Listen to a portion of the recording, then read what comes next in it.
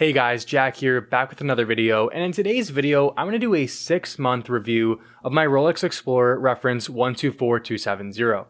Now I wanted to begin this video with a little bit of background of my experience with the Rolex Explorer. So really about 6 years ago when I started getting into the hobby of watches, as soon as I knew it existed, the Rolex Explorer was my dream watch. It was my absolute grail. I tend to be someone who enjoys very basic watches, very versatile pieces that can fit in any situation with not a lot of complications. And I may be in the minority, but I'm also someone who's not the biggest fan of a date window. So that all being said, it was really a no-brainer for me to love the Rolex Explorer once I really found out it existed in my early days of watch interest. And that really led me to buying a Rolex Explorer 3 years ago. The thing is, it was not the Explorer I have on my wrist, as you can tell by the title of this video. It was the Rolex Explorer reference 114270. Now, at the time of that purchase, the Rolex Explorer reference 124270, the newest 36mm variant, had just come out, and I really was debating heavily between that and the older 114 reference that I ended up buying at the time. After debating for a long time, I decided, hey, I'll save a couple $1,000s and buy the older reference. It has a sort of neo-vintage charm to it. It still has a solid end links that were very important to me, which made me pick that watch over the 14270, and that's where I landed. And I really enjoyed that watch for a couple of years, but again, after about 2 years or so, I really decided, hey, it's time to move on from this piece. I really want to upgrade to the newest model. And it's really that internal conversation that I had with myself over which Rolex Explorer reference to buy that I want to harp on in today's video. What are the advantages to buying the newest reference of the 36mm Explorer? What are the advantages to buying the slightly older 114270? And why is this watch really the perfect watch for me? And maybe why is it the perfect watch for you as well? With that all being said, let's jump right into it.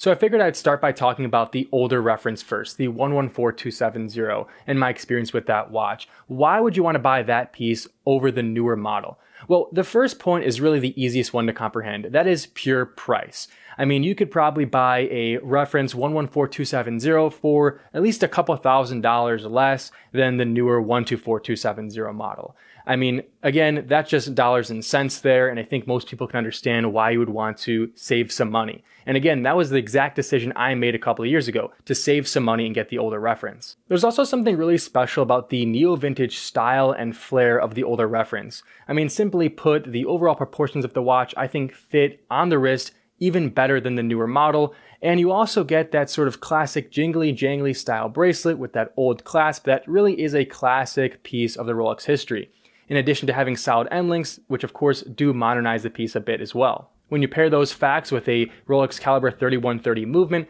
what you have, in my opinion, is an outstanding deal. I mean, overall, you can have a really versatile piece that you can wear every single day that has, again, a rock-solid movement, awesome neo-vintage looks that still has some of the modern solidity, and really is just a Rolex icon and classic. Now, as a quick aside, when I say the Rolex Explorer reference 114270 is a great deal, I know that's not truly the case. Obviously, if you want a great watch that's versatile, that's going to tell time accurately, you don't need to spend thousands of dollars on a Rolex.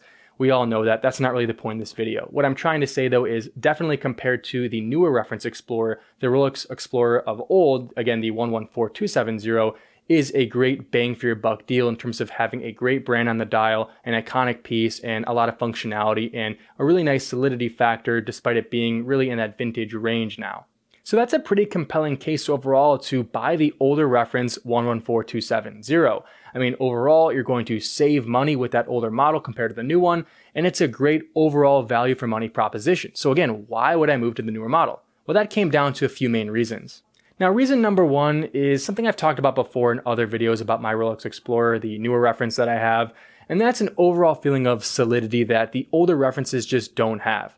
Sure, do you lose some of that vintage charm, the jingly jangly bracelet that I referred to earlier, and the older clasp? Yeah, you absolutely do. But in these newer models, they are just so rock solid. And having really owned a few different modern and vintage Rolexes, I just can't pass up the feeling of that thick bracelet, that thick clasp, everything about it feeling just so sturdy, and I feel so safe with these newer models, and they don't feel delicate at all. And so I just love that feeling, and I may be someone who overrates that fact. I know a lot of people love sort of vintage or neo-vintage Rolexes and don't mind that feeling, but I personally want my luxury watch to truly feel like a luxury watch, like a real hefty piece on the wrist, and so that was really reason number one for upgrading. So reason number 2 comes down to the anti-magnetic resistance and shock resistance found in the 32 series of movements that of course are within the newer model Rolex Explorer. I don't think there's much debate that the newer model has the old one beat in this particular regard. I don't know who wouldn't want an extra level of protection on your watch, and that's kind of where I landed and part of the reason why I upgraded. I think that the newer movement, really compared to the older one, really lends itself well to the idea of the Rolex Explorer, a watch that can handle any situation, anywhere. And that's really how I feel about the Rolex Explorer. It is the most versatile watch that you can buy, in my humble opinion. And again, that newer movement, I think, really lends itself well to that idea. I'm not someone who actually deals with magnetic fields on a day-to-day basis, and I certainly don't plan on dropping my Rolex Explorer and having it really use that shock resistance.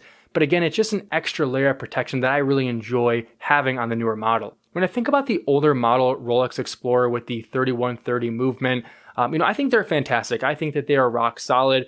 But again, I would rather have that extra layer of protection for my mental stability more than anything. These are watches that are getting up there in age. They're not ancient by any means, but they're 20 or over 20 years old. And I think that when you really compare apples to apples and the two Explorers to one another, the new one is really miles ahead of it. And trust me, I love the vintage and neo-vintage Rolex models as much as the next guy. I just think if you're paying thousands of dollars for a Rolex or any sort of luxury watch, you really want it to feel like it is a luxury watch and worth every dollar you paid for it.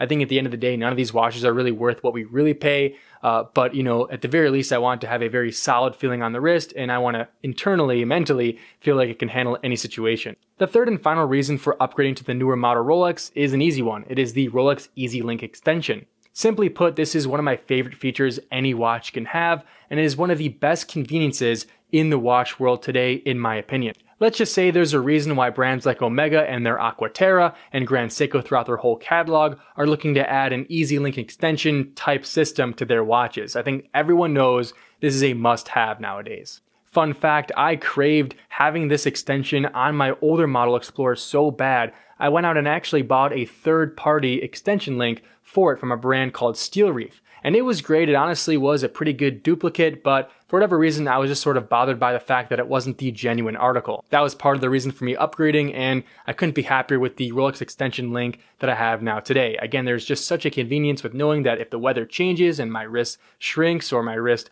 gains some size, I have an extra 5 millimeters to play with. As I mentioned before, you can always go out and buy a third-party extension link from a brand like Steel Reef. This isn't sponsored by them or anything like that. I just think they had a pretty good product.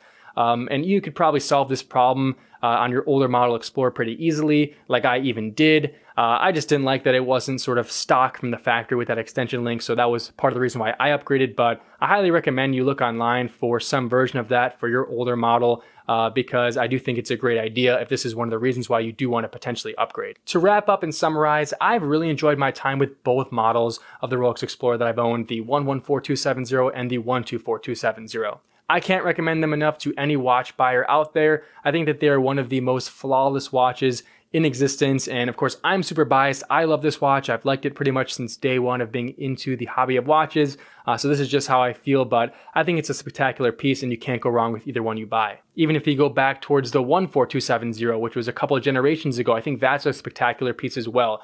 Either way, you're getting a piece that is very much the same and just have some differences in the movement and some of the extra features surrounding the piece. If you're someone who really wants a neo-vintage style, sort of having that classic Rolex feeling on the wrist, I think that the 114270 is a great deal for you and is a great option. But if you're someone like myself who wants some of those more modern features, whether it be in the bracelet or in the movement, I think the more modern version of the watch, the 124270, is the right move. I don't think cost considerations can be ignored, and despite myself being someone who ended up upgrading to the newer model, that does cost a couple extra $1,000, which again, you just have to keep in mind. For those potentially upset that this video didn't contain detailed specifications of the newest model Rolex Explorer, I'm sorry about that. I just think that there are a lot of great resources already out there that detail some of the measurements and specifications with this newer model. I personally wanted this video to be more of a conversation about why I upgraded personally from the old model to the new one and some of the advantages and disadvantages to both. But that's pretty much it for this video. If you enjoyed, I would really appreciate it if you can give this video a like and subscribe to the channel for more watch content.